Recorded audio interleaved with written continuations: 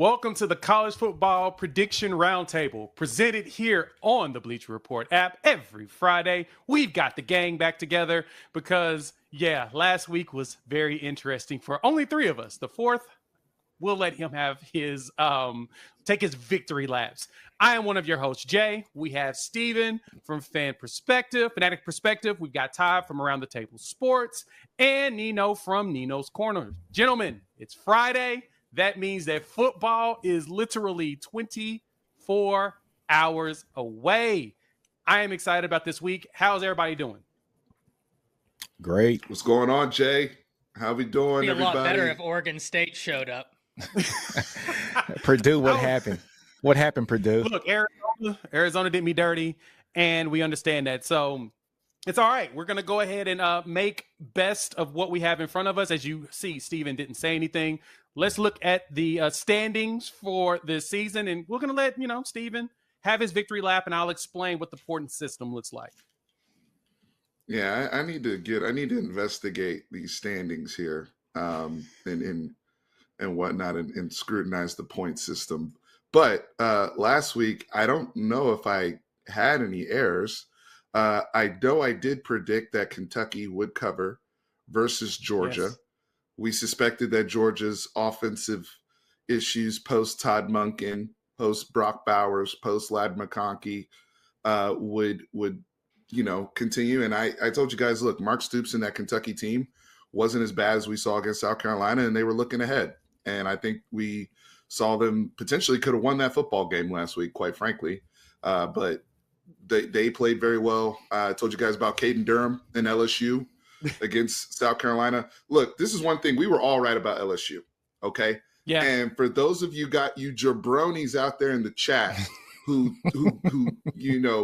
was UC Cock Cluck or whatever your name is that said we were all idiots because nobody picked South Carolina. That's exactly why we didn't pick South Carolina. And I know you guys won't be here today to admit that you were wrong for calling us idiots for getting it correct. So I'm going to stand on that.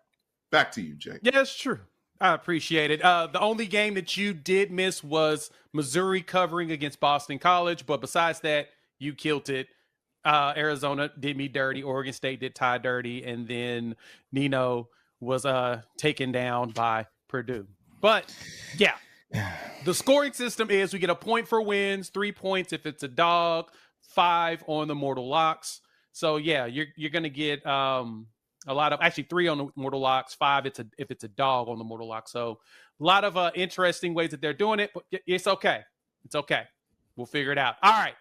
Let's start jumping into these games. We appreciate y'all pulling up. Apologies for the delays. I broke something and the team fixed it for us. So we're going to go into the first game of the week. We've got 10 games and some spreads to talk about. First game, item up for bid. It's going to be Nebraska hosting Illinois. Big Ten matchup. Nebraska is a 7.5 point favorite in this game with the over-under sitting at 42.5.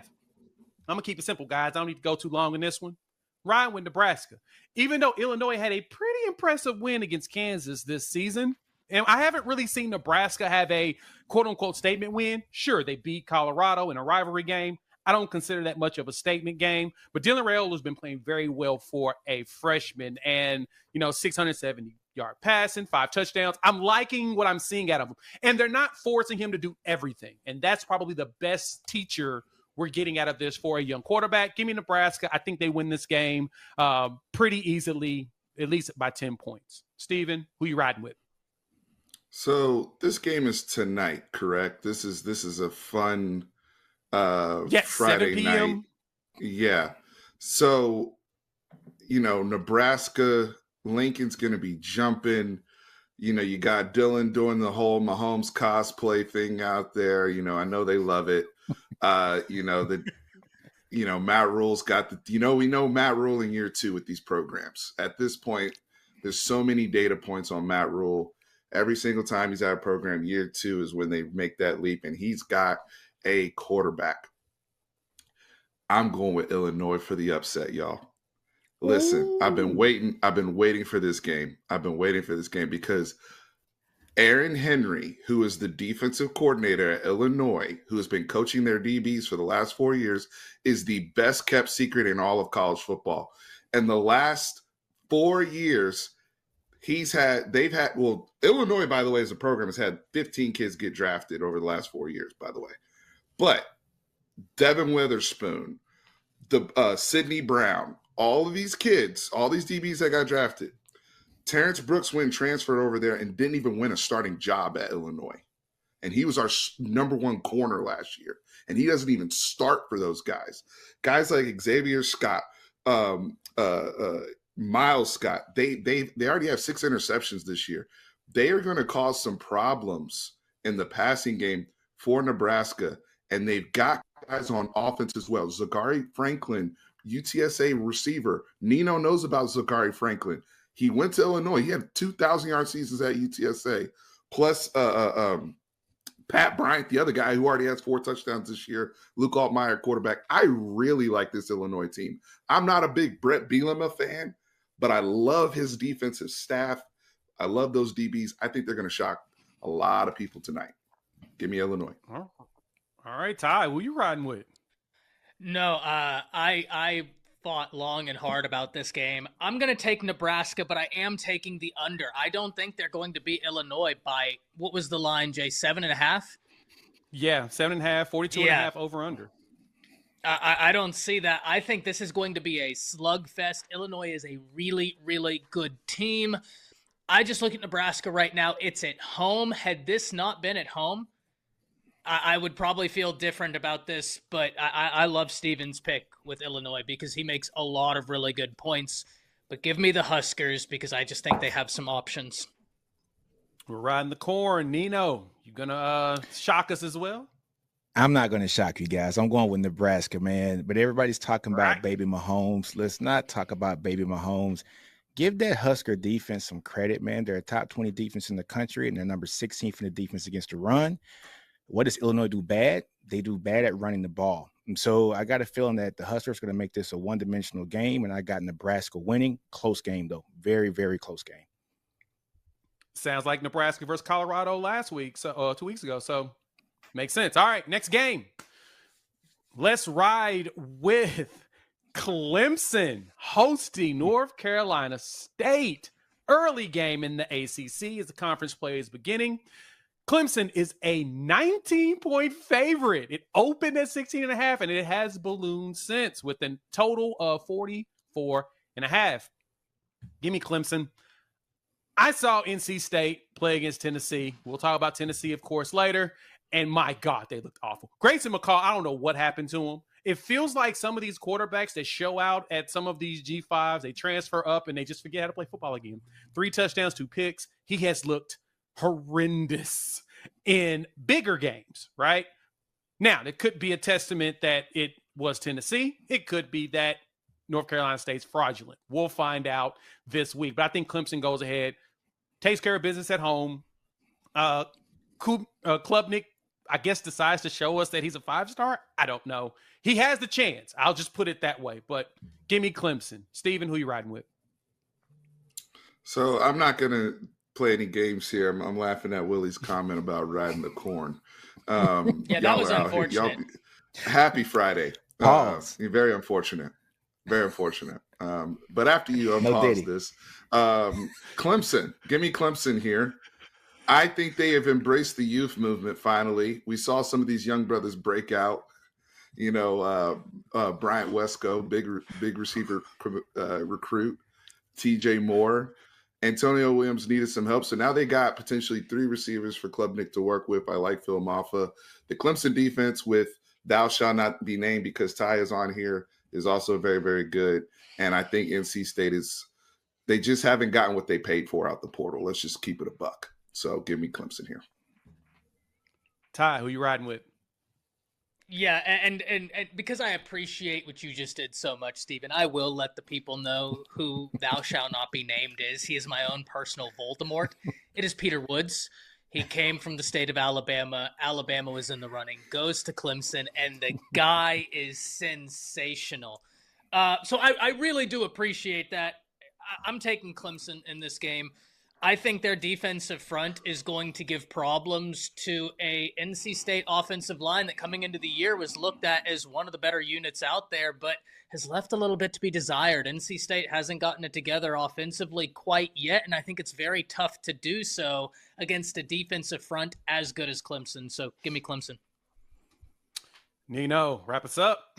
Man, clean sweep. Give me Clemson, man. Clemson has all the talent here, man, on defense. The only thing with Clemson is that Clemson, they don't have the depth, right? So Dabo not using like the transfer portal, right? They don't have the depth, which is what actually lost them the actual first game, against Georgia this year. So give me Clemson, man. I saw Tennessee put up 51 against NC State here about 2 weeks ago, and I got a feeling that Clemson's going to run away with this game.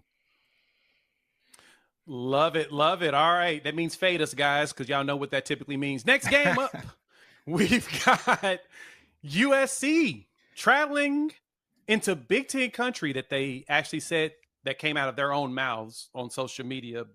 Anyway, they're supposed to be coming from Big Ten country. Going to Michigan. Right now, USC is a 5-point favorite. Depending on what book you look at, the total is 43.5.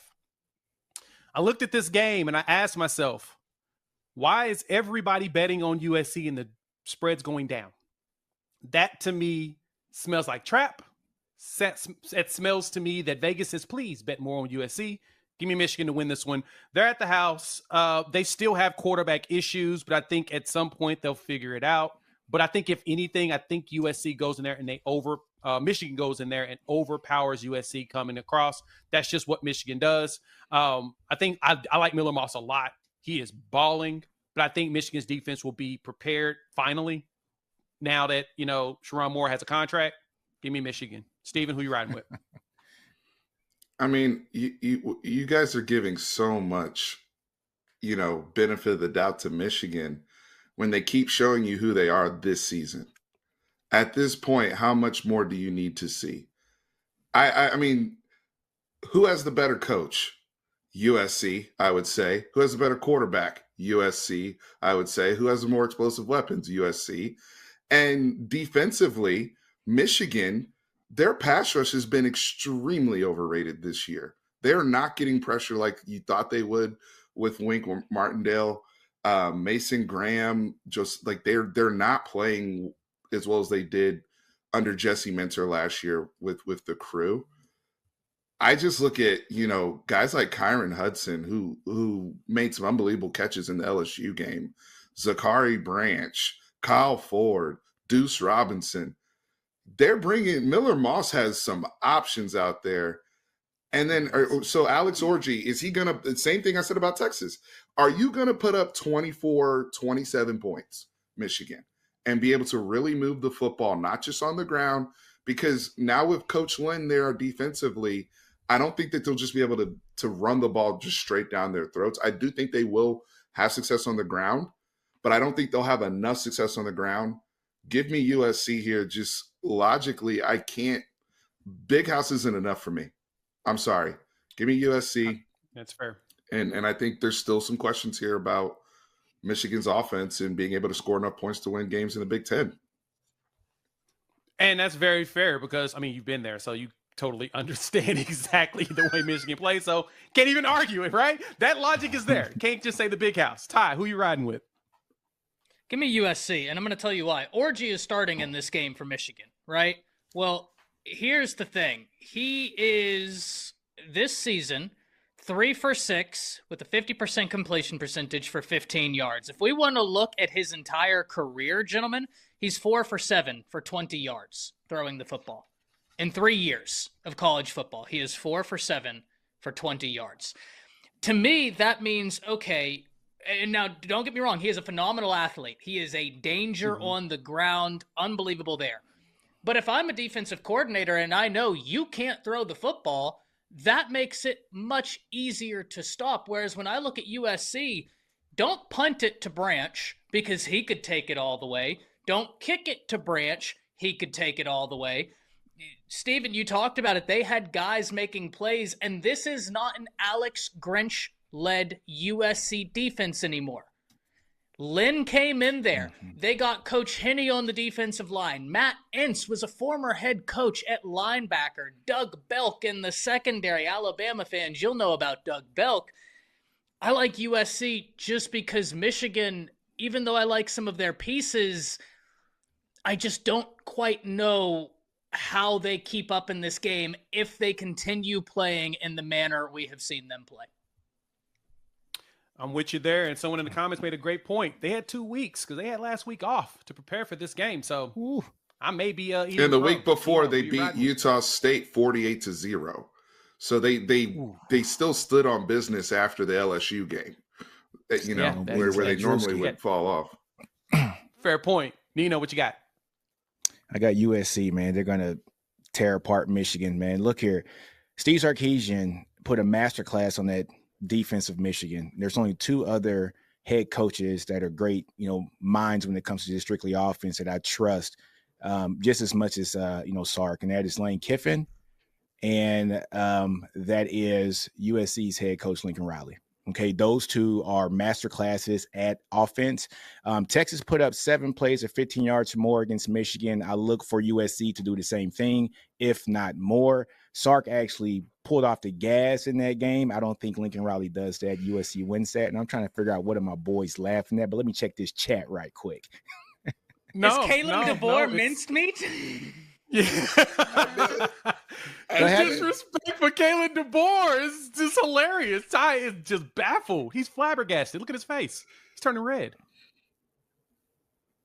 Sorry, Nino. Nino, you excluded Kalen DeBoer from the Sark and Lincoln Riley and Lane Kiffin. No, you picked look here, man. Lane over Kalen DeBoer. Ty's gonna lose his mind. I'm so hurt. You know I like Kalen DeBoer. Come on, Ty. You know I like Kalen DeBoer. Next game, we've got a SEC Big Ten matchup. UCLA travels down to Death Valley to play against LSU. LSU is a 22.5-point favorite in this game. Look, after all the luck and blessings that LSU received in this last game, now they're at the crib against a team that I'm surprised won a game. I'm going to go with LSU. We're going to make it quick. Look, LSU finally found themselves a run game by actually playing freshman Caden Durham. That offensive line now has looked like what it was supposed to look like. Caden Durham actually was able to produce some run yards behind them. He had 102 yards, 2 touchdowns. And as much as we've preached about LSU's offensive line, the fact that now this freshman is running behind it and looking good, I got to go ahead and ride with them in this game because I don't know what UCLA does well. So go ahead and give me LSU. Steven, who you riding with? I want to show some, one of the Gamecock people showed up here, and I do want to give them respect. Even though the brother came in here with excuses, blaming the zebras, at least he showed up. So we appreciate anyway, one of the things we saw, respectfully, one of the things we saw though was LSU. This is why people get so frustrated with BK, because you go and drop the USC game and your team is undisciplined, as they always are in openers. But then you have your team is also down on the road in a hostile environment, 17-0. Everything looks lost. And then we see the LSU talent and the team that I thought we would see, and they come back and storm back and win that football game. UCLA stinks. So give me LSU. Ethan Garbers, 1 touchdown, 3 picks. He's also their leading rusher with 68 yards through 2 games. And he's completing, I think, a little over 50% of his passes. That's some of the worst quarterback play in the country. This UCLA team just lost so much, including Lynn, who's now at USC, as well as all those guys to the NFL. So LSU cruises at home in this one. That makes sense. Deshaun Foster just wishes he had the problems that Brian Kelly has right now. Ty, what you riding with? Does UCLA have Dylan Stewart? If the answer is no, then I'm going LSU, right? Dylan Stewart is on a different level. South Carolina fans, I recognize that, but we told you. We did tell you. Even though the refs did do y'all dirty, Listen, it worked out for me, so I apologize, but I'll take that 10 out of 10 times. 10 out of 10 times. LSU's going to win this game. I'm just still waiting for, the LSU offense to really take shape. Tough for me to criticize too much about them not looking spectacular for most of the game against South Carolina, because South Carolina is much better than I think anybody anticipated coming into the season, but UCLA has not been that. They miss Lynn bad, and USC is very happy that they have him. All right, Nino, wrap us up. Clean sweep. Clean sweep. Clean sweep, fellas. Come fade us. All right. Hey, man, give me LSU. LSU's going to win this game. They finally got themselves a running game, folks. Caden Durham, young running back freshman out of Duncanville High School. He was a monster in high school, folks. 2-time state champion out of Duncanville High School. Folks, everybody in the country wanted this guy, especially late. LSU came in and got him pretty early, man. And look, that was a great pickup for them.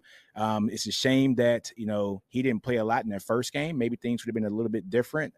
But LSU's found their guy. Give me LSU to win big.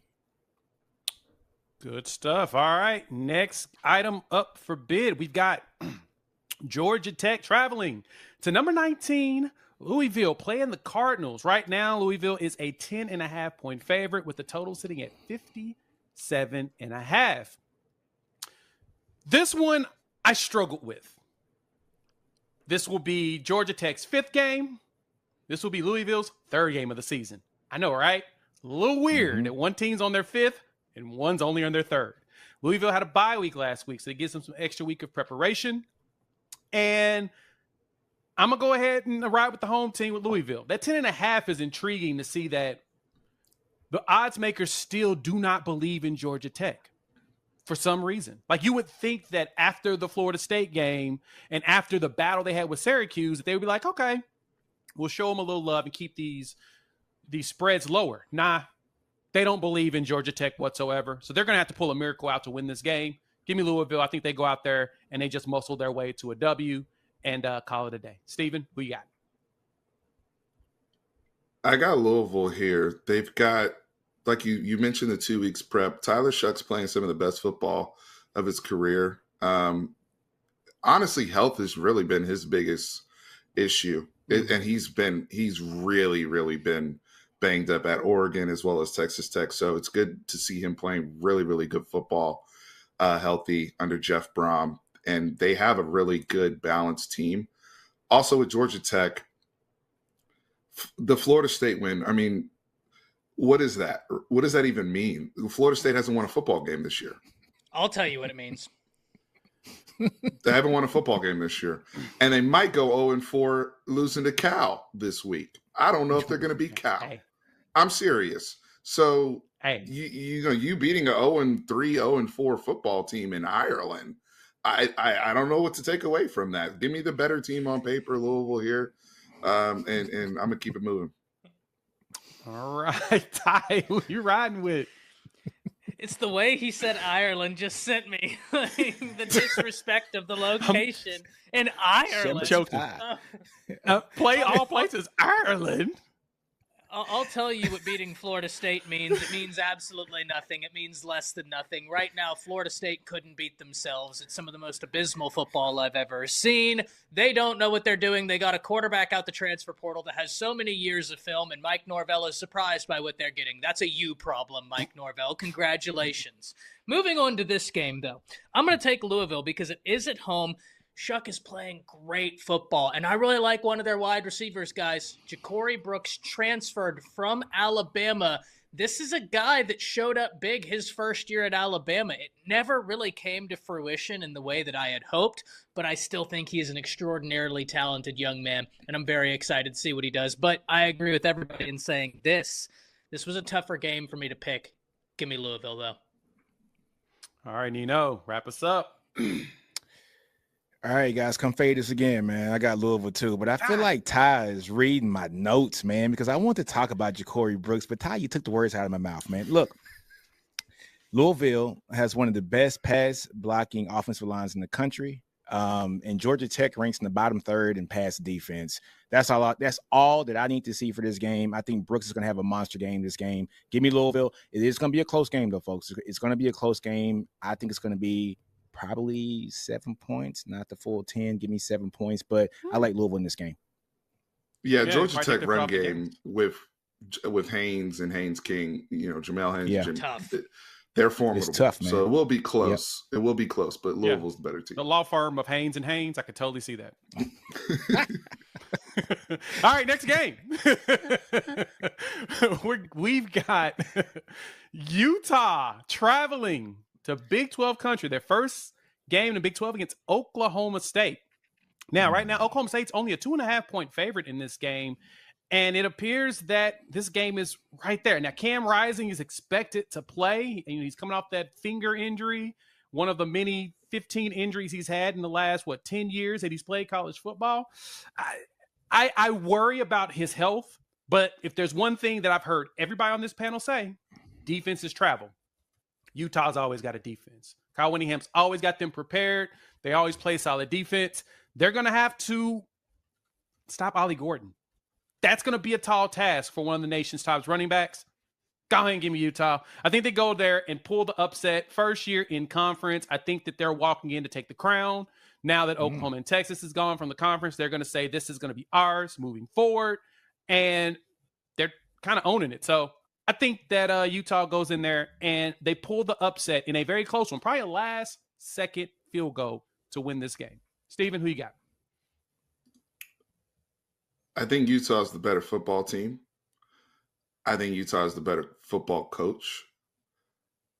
But I think these things are very, very close. And I do think it matters with the health thing. And I think when two teams are this close in terms of what they are on paper and what them as contenders in the Big 12, I don't think this is the first football game they play this season. And I think Oklahoma State is going to win the first game. But I think Utah's going to end up winning the game that really matters. So give me Oklahoma State for tomorrow.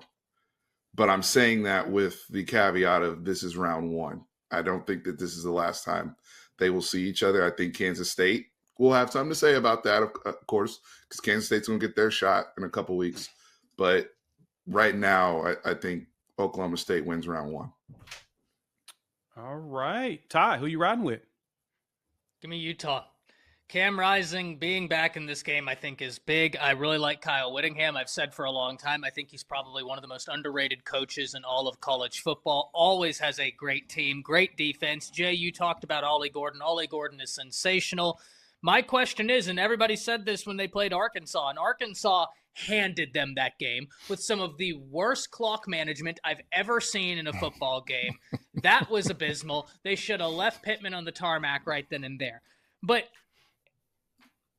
Arkansas didn't take Ollie Gordon out the game.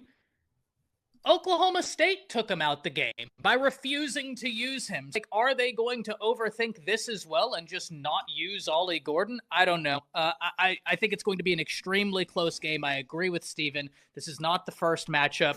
I just think Utah gets this one. All right, Nino. First off, man, I just want to let everybody know this is the AARP Bowl because we got two quarterbacks that have been on each other's teams for about 9 years right now, maybe 15.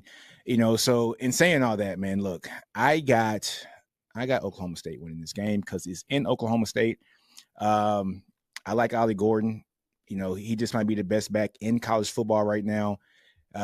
Look, I love Cam Rising, but he stays injured too much. How healed is that hand this week? He is playing, so it's actually good enough for him to play. But give me Oklahoma State in a very close game at home. And like Steven said, man, I don't think this is going to be the last time that these two play.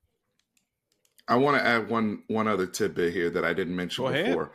Alan Bowman has had some big games passing the football as well. So they're not just – and I know Ty made a good point about them taking him away, but they are balanced offensively, and they have the most veteran offensive line in the country, as Nino talks about AARP. So the pass game, I think, that's the balance that you need to go up against a Utah. They're not one-dimensional. That's a fair point there. All right, next game. It's going to be a fun one. We've got Miami traveling down to South Florida to match up with the Bulls. That one's at 6 p.m. game tomorrow. Miami is a 17-point favorite in this game right now. And I don't know if that spread is big enough. Give me the Canes. Look, Cam Ward has been cooking. Cam Ward it just feels right now for Miami.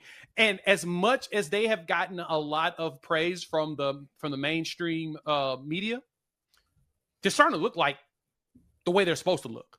The talent is there. Cam Ward is elite, over 1,000 yards, 11 touchdowns, and only 1 pick. He makes great decisions, and he can use his legs. Martinez, they use him when they need to. But it appears that Ward is really that team. And honestly, he's going to be in the conversation for Heisman if he keeps this up. I'm going to take Miami, and I think Miami just blows them out. Steven. Yeah, Miami, they just, the firepower. The last time we talked about them and why I was so excited to pick them over Florida was to see they're the opposite of Florida State when it comes to the transfer portal. Florida State wants a refund on everything that they bought. Miami got everything, and they probably underpaid, right? Like for everything that they got. I actually think with Todd Orlando, one of the reasons why when we'd even consider South Florida is because freaking Ty's team over here made them look good, and Todd Orlando was out here cranking these blitzes, but got that they have that counterbalance with Martinez to be able to run them out of so many of those looks and then open things up for Cam Ward. I agree with Jay. I think they cover, and there's no way all my Cuban and Haitian brothers are going to allow this to go down in South Florida with Miami getting upset by South Florida. Do you know what would happen to Mario Cristobal if this occurred? No way. Give me Miami. I'm going to leave it at that, Jay. All right. I appreciate that. Ty, who you got? Give me Miami. And to speak on South Florida, I think they're a solid team. I really love what Golesh is doing. But to Steven's point, do y'all want to know why USF had success against Alabama? Alabama had their left tackle out there, All-American left guard, then moved out to left tackle, which might as well be talking a different language, right, in terms of playing guard to tackle. Brand new offensive line blocking scheme, and the right tackle was out as well. You went up against an aggressive defense that was going to cause chaos for an offensive line that was patchworked. Miami doesn't have that issue. Listen, I've had some questions about Mario in the past, but there is one aspect I will never question about Mario Cristobal, and that is his ability to put together unbelievable offensive lines. And they are not going to struggle with the blitz because they have far more seniority on that offensive line than did Alabama against Todd Orlando, where Alabama went from just kind of this odd stonewall blocking scheme last year to the polar end of the spectrum in pin and pull, and was down basically 3 guys on that offensive line. Give me Miami big. Nino, wrap us up. Come fade us. I got the U winning this one, baby. I got the U winning this one. Look here, man. Michael Irvin will be proud of me for saying that right now. Look here, man. I got two guys that are leading for me when it comes to Heisman. And I think that's going to be Jalen Milroe and Cam Ward. All right. Now, Cam Ward cannot afford to lose games because they have such an easy schedule. But Cam Ward's looking like the clear runner. He's running away right now with the Heisman if he continues at this pace. I got a feeling that they're going to cover big in this game. Cam Ward's out to prove a point. He's out to be one of the top picks in the draft this coming year. And I got Miami winning big time. All right. Next game, College Game Days in town. We've got the Tennessee Volunteers traveling to Oklahoma. Right now, the Vols are a 6.5-point favorite on the road with the over-under sitting at 56.5. Now, it's funny because we started, Nino's very intrigued by my pick because if you know me, followed me for a while, I live in Oklahoma and I'm an Oklahoma fan, but I've always rooted for Tennessee as well. So for me, it's kind of a conflicted one. Nico Ilamiava is out here doing well, but that Tennessee run game is nasty, man. Dylan Sampson, 357 yards, 9 touchdowns. That Josh Heupel offense rides off that run game. As y'all can see, they were trying to silence your boy in the middle of his sermon, and it's all right. We about to give you the word. So, Oklahoma and Tennessee in Norman College game day. I'm just going to go ahead and repeat myself. The best part is this is Josh Heupel returning home to Norman. He's playing against Brent Venables, who was the defensive coordinator when he was quarterback. He is the last defensive coordinator that he saw when he played at Oklahoma, when he coached at Oklahoma, because they played against Clemson in the Russell Bowl game. So I'm just going to go ahead and just make it simple. I'm picking Oklahoma, y'all. I think that this is an opportunity for upset. Tennessee has not seen a defense like Oklahoma's right now. They haven't. No one's actually tried them, and they have a young quarterback. Brent Venables likes young quarterbacks and likes to try to make things difficult for them. It's going to be a blowout on either side? No. I've said even before the game started, it was going to probably be no more than a 4-point game either side. I'm going to go ahead and ride with Oklahoma, though. I think that they create some turnovers that goes their way. Sooner Magic makes it happen. Give me the Sooners. Steven, go ahead and roast me. I have several different chats going on where I told people their football reason will be Sooner Magic. And Jay fell right into the trap. So let's talk football. We want to talk about young quarterbacks. Let's talk about young quarterbacks, Jay. Jackson Arnold, so far he has not thrown for 200 yards in a game yet, and it's been 3 games. 174 is the most he's thrown for, on top of, the issues with the offensive line, whoever you want to put it on, the lack of running game that I'm not used to from an OU football team. Normally, you guys are as balanced as anybody. Bill Bedenbaugh, one of the best in the country. I still think he is. But there's real offensive issues in Norman against far lesser teams than what Tennessee is coming in there with. It's the Heupel Bowl. Josh Heupel, by the way, of all these great OU quarterbacks, the last OU quarterback to win a national championship for OU. I think he comes in there, he sends a message. I think Tennessee is going to blow out OU in Norman. I don't think this game is going to be close. And when I say blowout, I say more than, I think, by 2 touchdowns. I look at Nico, and yes, while he is a young quarterback, that bear and shoot, what they have going on there, I think there's going to be too much leverage put on a very, very, very good OU defense, and they're going to have to be on the field too much, and eventually that's going to lead to fatigue and other issues going on. The grass over there seems to be fatigued as well. So, there's just a lot of challenges going on in Norman right now that are unspeakable, but give me Tennessee, and give me Tennessee big in this game. Ty. I'm going to take the Volunteers, and I'm going to tell you why. Jay, you were right when you said Tennessee hasn't faced a defense as good as Oklahoma's. Fair. Oklahoma hasn't faced an offense that can even be considered in the same stratosphere as Tennessee's. And Tulane's quarterback, bless him, had some egregious misses where they were getting open in those out routes, and he was underthrowing them, overthrowing them, nobody within 5 yards. Tennessee hits those out routes at a high rate. They spread you into basically 3 parts of the field. You have to pick. Are we going to go 2 high safety? Sorry, Mel Kiper. Or are we going to go 1 high safety and try and account for the run? If Oklahoma drops 1 safety into the box, that's going to just be for Josh Heupel. And I like Oklahoma's defense a lot. I love what they're doing.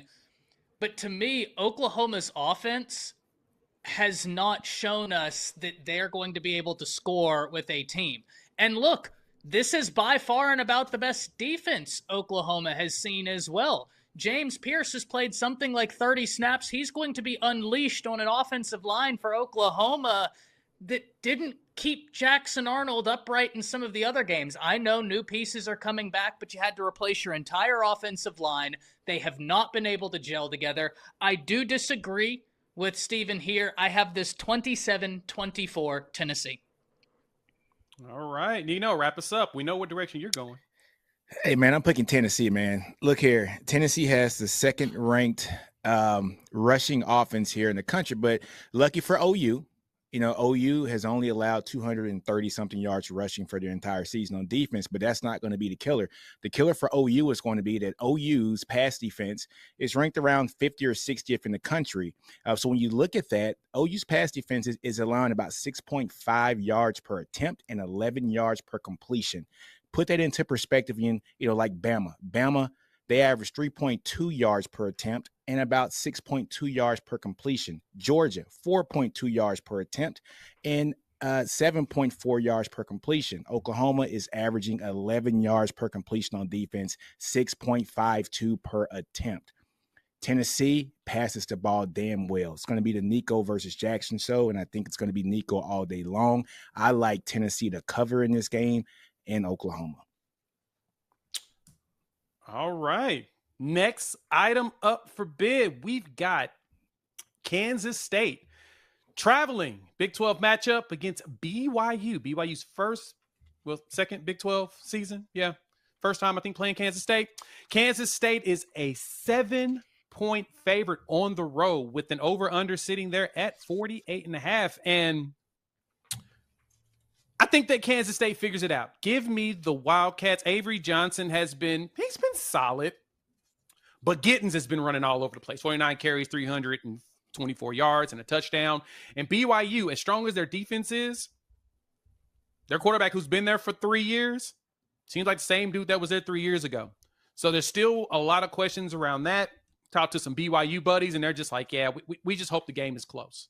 Just because, and they don't understand why the young quarterback that they have behind Retzlaff is not playing. So, yeah, we're just going to ride with that. Give me Kansas State. I think they win this one. And I think it's a close one, though, because BYU Stadium is pretty tough to play there. And it's probably going to be looking beautiful out there. So, at 65 degrees, ooh, that's like perfect football weather. Give me Kansas State. Steven, who you got? Give me Kansas State here. I'll make it pretty quick. BYU is undefeated at 3-0, but they haven't. I mean, Wyoming's horrible. They're 0-3. Kansas State's battle tested, man, and they seem to define their identity. I love what's going on under Chris Kleiman on both sides of the ball. Balanced football team, like I said, they're going to be. I think Kansas State's going to be undefeated when they have their showdown later on against Oklahoma State or Utah, both teams which they play later. But as they compete in the Big 12, they're that third horse in there. I don't think that BYU has enough, as well coached as they are and improved from last season. I still like Kansas State. All right. Ty, who you riding with? Yeah, I'm going to take Kansas State in this one, but I don't think they cover. We'll get to that a little bit later. This is going to be a game at elevation in Provo. BYU is a solid team. Kansas State is battle-tested. Ultimately, I like them to get the victory, so give me the Wildcats. Oh, simple. Nino. Hey, man. I'm picking Kansas State, so come fade us again, folks. Kansas State's going to win this game, man. They got a three-headed monster when it comes to running the ball. Avery Johnson, Giddens, and also Stewart, man. Avery Johnson can run the ball, folks. If you haven't seen him run the ball as a quarterback, that dude's fast, man. He's, wicked fast, like 10-3, 10-4, So, look, man, give me Kansas State, and I think they do cover in this game. Ooh, all right. Next game. As we wrap it up on the games and head into the spreads in a moment, we've got Vanderbilt. 2-1 Vanderbilt, that is, traveling to Missouri. Unfortunately, they failed on the opportunity to cover the win total on the season last week on the road, but whatever. They are 20-point dogs on the road against Missouri. And look, the way that Missouri played against Boston College put me at pause. But we all know that Boston College is pretty solid overall, right? Boston College missed on so many opportunities to win that game. It's all on them. It's more them than it would be Missouri. Vanderbilt walks in there with Pavia, who has shown up in some bright spots, but looked not so great against Georgia State. I'm going to go ahead and go with Missouri. I think they win this game. I don't think they cover, though. I think it'll be the second week that they don't cover the spread.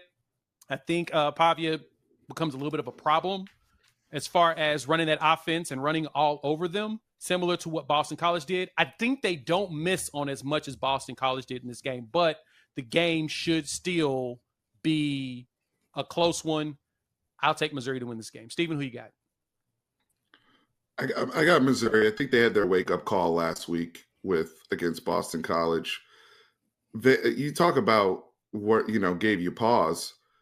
Vanderbilt losing the game to Georgia State gave me pause. That's what gave me pause. Yeah. So, if we're just doing a pick 'em, I got to go with Mizzou here in terms of them just playing better football this week and getting off to a much better start. Once they woke up against Boston College, their talent showed out. Luther Burden and those guys woke up and they did what they had to do. I expect them to go down to Nashville and handle their business. Pavia, again, very exciting player and what they're doing, especially, both sides of the ball and competing. But Missouri wins this game, and I think they actually cover. All right, Ty, who you got? Missouri. Listen, I'm not going to be picking Vanderbilt anytime soon until November 2nd, where Diego Pavia takes down Auburn once again. But until that point, they're still a little suspect and got to prove something to me. Nino. Come fade us again, man. Georgia State just beat Vandy. Enough said. Missouri's going to win this game pretty easy. All right. Rapid fire on these spreads, these high spreads. First game, Ohio State, Marshall. Ohio State is a 39.5-point favorite in this game. Yeah, give me Ohio State to cover that spread. Steven? I'm going Marshall to cover, which is I know it's I think they're better than people realize. They played, now this is going to sound crazy, but that Marshall Virginia Tech game means a lot in that part of the country, and they played them pretty well. I think that they've found some things offensively, and they keep it close enough. I think they put up some points on the board against Ohio State. Ohio State runs away with this, but I could see it being, with the spreads, 40 points or something like that. I could see it being, I could see it being a 48-17 type game where they get by. Give me Marshall. Ty, who you got? To cover. Yeah, give me Ohio State to cover. Marshall, listen, it's intriguing. They have that all-you-can-eat biscuit NIL deal, and that's nice. But I don't think what's going to happen on Saturday is going to be nice. Yeah, I love all-you-can-eat biscuits. Nino. Give me Ohio State, man. I don't got no comments after the all-you-can-eat biscuit buffet. All right, I'm good. Yeah, you cooked us all with that one, Ty. Great job. Well played, my friend. All right, Penn State, Kent State is our next game on the spread. Penn State is a 49-point favorite in this game. Jeez, everyone hates Kent State. After what Penn State did to me against Bowling Green, I still want to get hurt. Give me Penn State to cover the spread. Hopefully they finally do something to go ahead and do that. There's no reason why Vegas should have them this high. This is ridiculous. That number is too high. Give me Penn State. Steven. I think the number's too high. Give me Kent State. I don't trust Penn State anymore in these situations. I don't. I'm with Jay. I'm a little bit further along than you are. Give me Kent State to cover. Look, I'm going to still trust Penn State to finally do something, but we'll see. But you're right. Ty, who you got? Give me Penn State to cover, and I'm going to tell y'all why is somehow I am frozen, but don't read too much into that. I'll tell you what else is frozen, and that's Kent State's football chances, because they are statistically one of the worst teams in college football right now. So if James Franklin doesn't cover this, we have bigger questions. Yeah, probably should fire him at that point. Nino, who you got? Hey, man, I got Penn State as well. I think they do cover. Man, I just saw Tennessee put up, 63 points in the first half against 71. Them? Was it 63? Oh, yeah, 63 in the first half. Yeah. Yeah, in the first half, right? And they eased about the gas and still got 71 points. Come on, Penn State, man. You gotta cover this week, man. You gotta cover, dog. All right, I'm good. No excuses. Last game, no excuses. Texas and University of Louisiana, Monroe, the Warhawks. Texas is a 44-point favorite. Arch Manning appears to be starting, and he's going to be battling against General Booty. Right? The Mannings and the Booties have a rivalry, right? I mean, Louisiana people, right? Josh Booty, John David Booty played at USC, right? Abram Booty, similar to Cooper Manning, played wide receiver instead of quarterback, but now both their boys are starting quarterbacks at their teams. Yeah, I think Texas covers the spread. I don't know anything about Louisiana Monroe to make me believe that they have the opportunity. I like General Booty. I have General Booty shirts because he was a quarterback here at Oklahoma at one point. But I don't think they're going to be able to get enough points to not lose 50-0. Give me Texas to cover this one. Steven? Before the ULM defensive coordinator opened his mouth this week, I would have considered having them cover, considering I don't know how many running backs we'll have healthy. I think we're going to sit a lot of guys this week for health reasons before they open SEC play. However, once he opened his mouth, now we got to stand on business. So give me Texas to cover. We saw what Sark did last week when the UTSA kid opened his mouth. He had to go ahead and embarrass Cuz. So I think it's going to be similar to that. Ty. Why did the UTSA players say anything? They're awful this year. They are terrible. They are like egregiously bad. Texas covers this game. Even with a running back room for Texas that is depleted, it is still so talented. Do not conflate injured room with a talentless room. That room with Blue is still unbelievable. I don't think he'll be playing, but Sark will scheme something up. Give me Texas. Texas covers, man. Sark's in his bag right now. I think we're seeing what Sark is doing now is he is starting to keep his foot in the gas, except against Michigan. I was a little mad about the Michigan game, but every other game this year he has kept his foot in the gas and he's covered. So, man, Texas covers this game. All right, mortal locks as we wrap things up. Give me Nebraska. I think they go ahead and start off Big Ten play strong. Nebraska is my mortal lock of the week. Steven. My mortal lock is Michigan State plus 6.5, or whatever the spread is. Yeah, 6.5 over Boston College. I'm not sure if Michigan State will win the game, but I think they will cover against BC.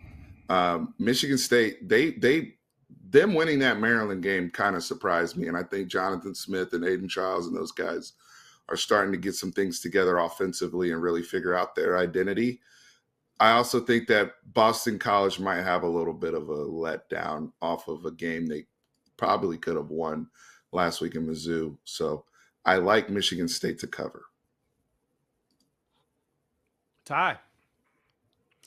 Yeah, listen, I'm going to take a game we talked about earlier. While I like Kansas State to win, give me BYU to cover at home, at elevation. Kansas State, how often do they go play in elevation? Right? Provo is a spot where it's a great place to play. I like BYU to try and mitigate some of what Kansas State does well, so I like BYU to cover this game. Ooh, and Nino, wrap us up. Hey, man, Texas Tech is favored by 2.5 points to beat Arizona State. I got Arizona State just outright winning this game at Texas Tech. Texas Tech, man, Abilene Christian, 52-51 at Texas Tech. Texas Tech loses to Washington State, giving up 300 yards rushing. You know what I'm saying? UNT, they beat UNT 66-21. Sorry, Ty. But Arizona State has this quarterback by the name of Sam Levitt, who is not only a good passer, but a hell of a rusher as well. Give me Arizona State to win this game. I just didn't like Texas Tech giving up more than 6 yards per rush against Washington State and getting plowed. So give me Arizona State to win this game. Hey, yo. That's what I'm talking about. All right. Hey, how many pauses do we have to drop? Hey, are we? One game I was this close to putting was Arkansas plus 2.5 versus Auburn, but we'll see. That was a good one. After what Sam Pittman did to me a few weekends ago, again. No, never again. Never again. All right. So almost made me pick Auburn. Yeah, that would have been egregious. So, all right, here's our final picks for the week. It looks like it's going to be a fun one. And, y'all got to let us know what y'all think in the comments. Thank y'all for pulling up to the College Football Prediction Roundtable here on the Bleacher Report app. We do this every single Friday, 11 o'clock Central, 12 o'clock Eastern. I'm Jay with Unfair Sports, Steven, Fanatic Perspective, Ty, I almost Around the forgot Table his Sports. I know, right? And Nino from Nino's Corner. Look, man, we've had internet issues. It's been a fun day, but we appreciate y'all pulling up. And yeah, we will talk to y'all next week.